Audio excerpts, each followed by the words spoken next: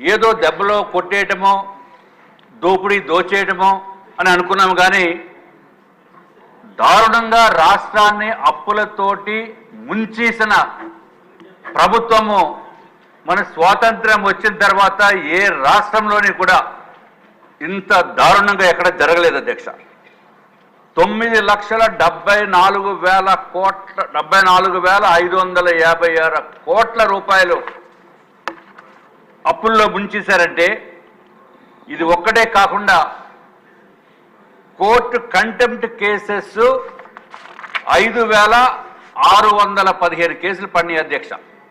అట్లాగే writ petitions 3,269 with directions అంటే payment ఇవ్వమని చెప్పిన రిట్ పిటిషన్స్.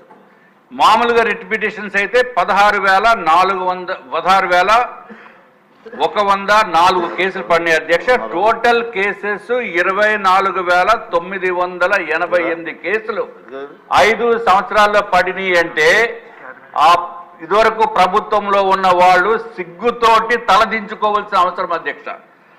ఆ ఏదైతే అవతల పార్టీలో ఉన్న అధ్యక్షుడిని కూడా ఆలోచించవలసిన అవసరం ఉంది. ఇంకా అధ్యక్షుడిగా కూడా ఉండటానికే సిగ్గుచేటు.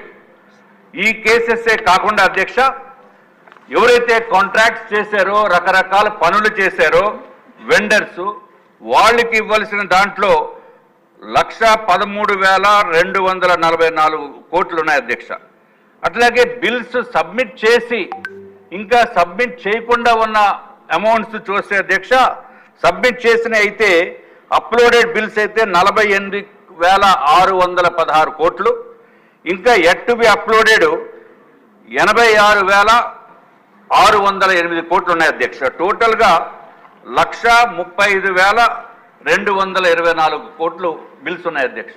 ఇంకా చాలా బిల్స్ వస్తాయి అధ్యక్ష. ఇందాక రఘురామకృష్ణరాజు గారు చెప్పిన విధంగా ఎందుకంటే బిల్లు కనుక పెట్టేమంటే నెల రోజుల్లో జిఎస్టీ పే చేయాలి అధ్యక్ష. ఈ పేమెంట్ ఎప్పుడు వస్తుందో తెలియదు.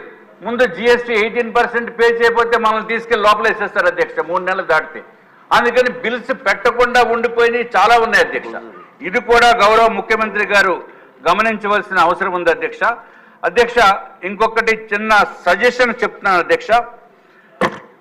దయచేసి గౌరవ ముఖ్యమంత్రి గారిని అట్లాగే డిప్యూటీ సీఎం గారు పవన్ కళ్యాణ్ గారిని కేంద్ర ప్రభుత్వంలో ఉన్న పెద్దలు ప్రధానమంత్రి నరేంద్ర మోడీ గారికి, అమిత్ షా గారికి, ఫైనాన్స్ మినిస్టర్ గారికి, ఇంకా కేంద్ర మంత్రివర్గంలో ఉన్న మంత్రులు అందరి టైం తీసుకునే అధ్యక్ష ఇది ఒక వింతైన విచిత్రమైన పరిస్థితి ఆంధ్ర రాష్ట్రంలో ఉంది అంటే అది కేంద్రంలో ఉన్న పెద్దలకి కూడా తెలియవలసిన అవసరం ఉంది అధ్యక్ష.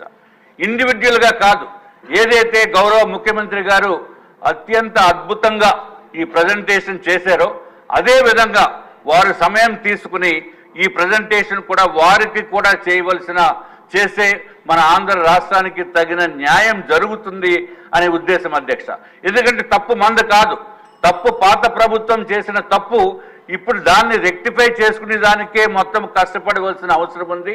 ఇది ఒక్కటే కాకుండా అధ్యక్ష గౌరవ ముఖ్యమంత్రి వర్యులు మన ప్రజలకి కూడా తెలియచేయాలని చెప్పి వారు సజెషన్ చేయటం జరిగింది.